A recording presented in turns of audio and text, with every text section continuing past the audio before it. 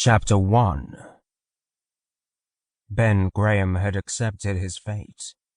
He knew that he was going to die, and was comfortable with that fact.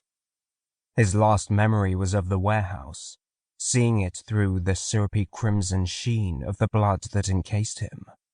A fly trapped in amber, before the darkness took him.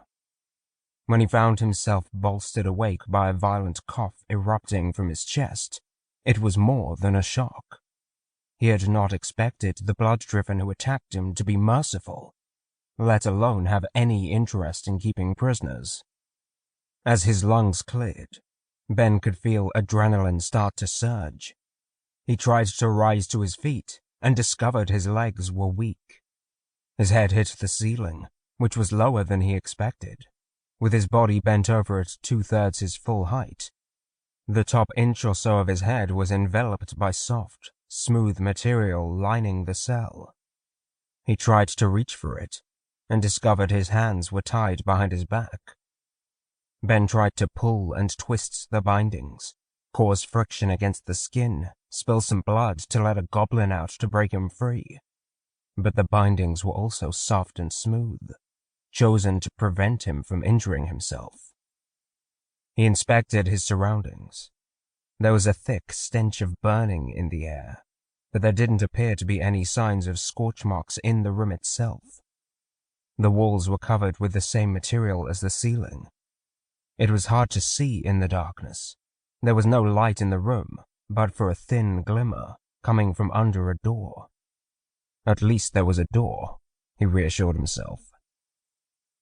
Feeling around in the dim space, he found the small bed he had been lying on when he woke up. The frame was covered in the same material as the walls and ceilings. He couldn't feel slats or springs under the mattress. There were no other objects locked in the room with him.